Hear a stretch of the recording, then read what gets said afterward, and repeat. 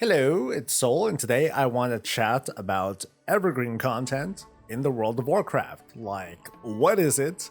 What's the problem with it? And what could we as fans suggest to the World of Warcraft team? So we're going to jump right into it. So if you don't mind, like the video out of absolute faith, subscribe so you can be part of, more of these kinds of conversations, and let's get started. So Evergreen content in the context of a long-running game like the World of Warcraft is to take a feature and to just kind of keep updating it. So, dungeons are evergreen content. We get new ones every expansion, sometimes in patches, but that feels more like, a critical part, a pillar, the bread and butter of the game. So of course it's going to be updated. Holidays are evergreen content. They come back. The item levels are updated and sometimes new things are added. Professions are also considered to be evergreen content because there are new recipes being added like all the time. However, not everyone's happy with the directions that professions have gone in the past several expansions because they've had certain things that aren't as evergreen. Like, we've had these instances where the World of Warcraft team would try something a little bit different. Like, how about profession specializations? Or how about the Obliterum Forge, scrapping, garrison work orders, or the rune carving legendaries that don't evolve really. They just live and die within an expansion. And then there are features that just aren't evergreen content. They are nakedly exclusive to an expansion. So by that, I'm talking about warfronts and island expeditions. I'm talking about horrific visions. And then there's the biggest offenders, borrowed power, that we can't enjoy the way that we could when they were current. Or, well, we just can't enjoy them at all anymore. So I'm talking about the artifact weapons, the Azerite essences that only work outside of Shadowlands content, that sort of thing. But this isn't a video about doom and gloom. Not at all. Dragonflight is a clear indicator that the WoW team wants to reinvest into evergreen content. Now, obviously, we're going to get more raids and dungeons and PvP stuff.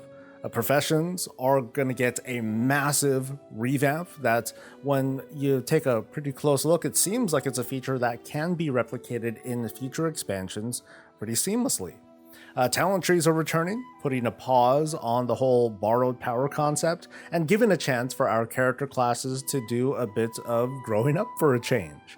Even the UI is getting dolled up a little bit.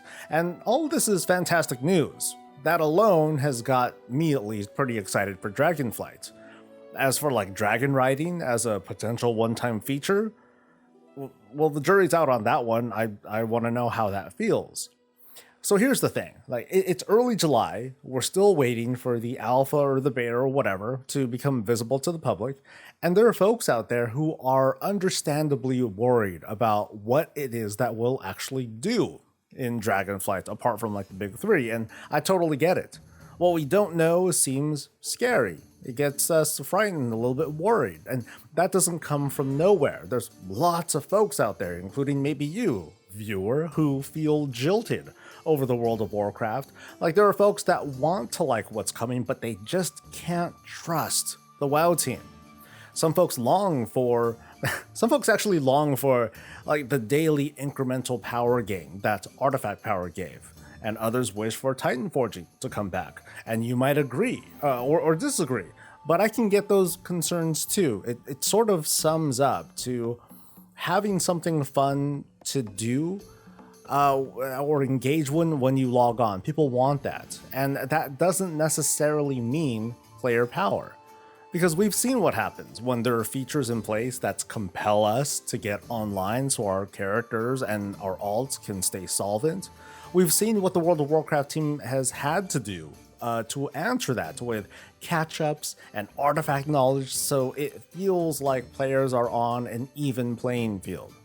Now, I brought this up in another video, guesstimating what we would be doing in endgame for Dragonflight, but today I want to take the Evergreen angle and talk about what we know. What have we had in World of Warcraft history that would be cool to become a full-on Evergreen feature, as in continually updated?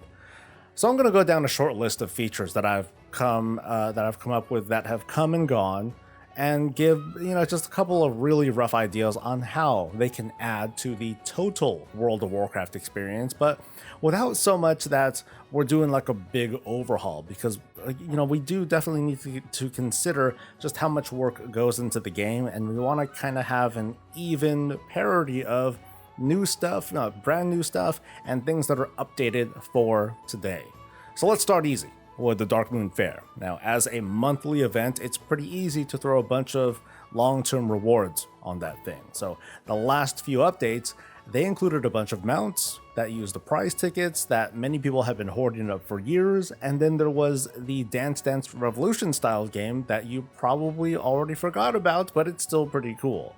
I think more aggressive development ought to go into both the rewards and the activities, because the Darkmoon Faire is silly, which gives the latitude of giving these casual and silly rewards that ought to continue, really.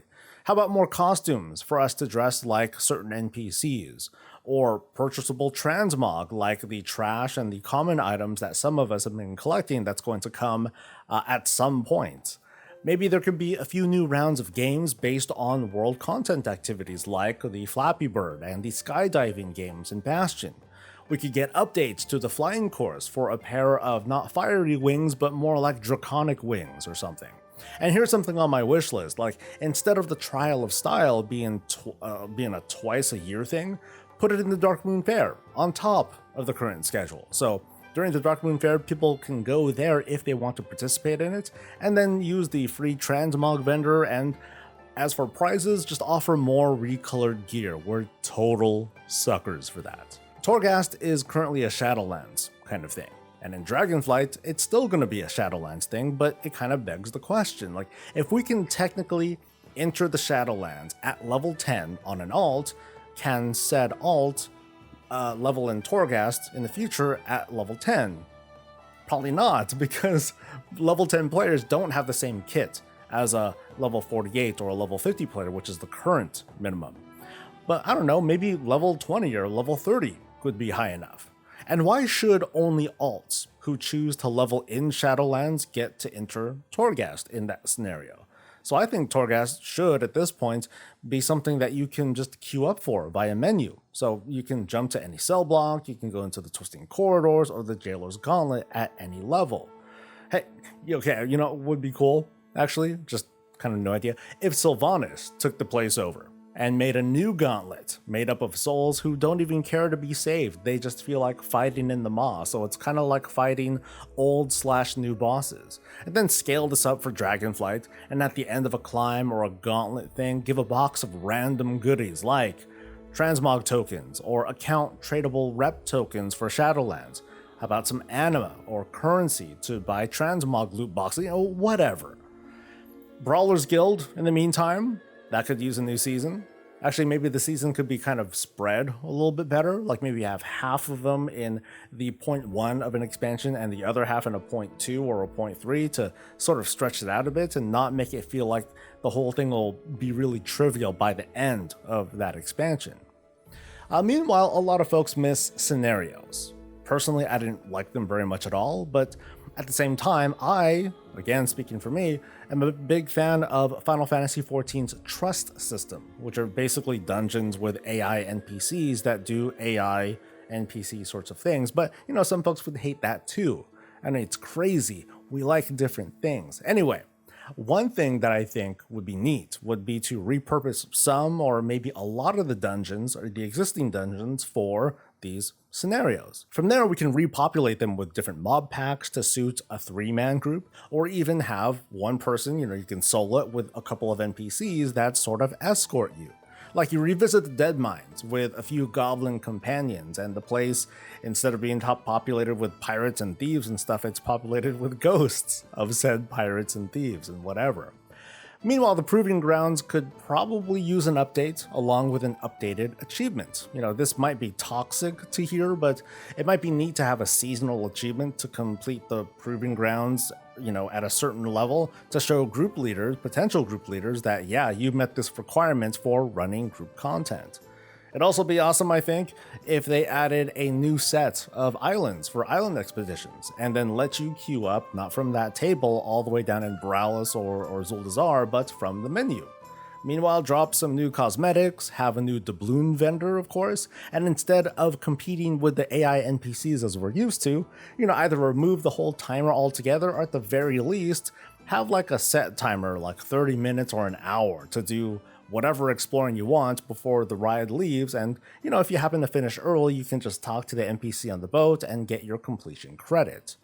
And then of course, we have to talk a little bit about time locking. Now we know that new stuff is coming, like Warlords and maybe Mist of Pandaria dungeons being given the Mythic Plus treatment. Now that's great for Mythic Plus folk, but I think that new rounds of cosmetic gear ought to also be added to the time walking vendor, as opposed to just another item level bump, so it's going to be a bit more for everybody, not just for big 3 players. Now you might hate this, but how about a new time walking badge that drops at the end of each time walking dungeon, or like a raid boss that can be used to buy complete ensembles? So it's sort of like a currency reset for the sake of obtaining new rewards, but the old currency will still drop with respect to getting those older appearances. And there are so many other ideas for time walking, like permanent time walking all the time, adding more of the raids, not just the handful that we have now. There's of course a vanilla dungeon time walking, vanilla dungeon mythic plus time walking, and there's so much more. And I mean, there are more features, but this feels like a decent enough place to stop for now, and I'm going to leave it to you folks at home to suggest more ideas. The big takeaway that I want y'all to have here, though, is that while I do at least want a few of these game modes and features to be propped back up and turned into a regularly updated fixture for the World of Warcraft, I'm not looking for the next Soul Ash or Soul Cinder grind. I'm not trying to suggest more rewards for our characters to get stronger necessarily that we have to do, but more like activities for our characters to flex the strength that they have earned from the actual activities that give power. So I guess more challenges that reward us with titles and appearances and mounts and more. We don't always have to get a brand new feature every single time. Maybe features that already exist but have been forgotten just need a bit of a dusting off and a few more levels to make it feel like an option, whether it's today or 3 or 4 expansions from now. To me, at least, that's as much adding content as there is like the brand spanking new raid or dungeon. And that's going to be it for me. I would love to hear your ideas or suggestions or even your pushback. Please, if you could, like the video and subscribe to the channel so I can keep bringing more discussion and feedback on my favorite game. Thanks for listening to the stuttering. Thanks for having me. Stay safe, stay healthy, and stay breezy.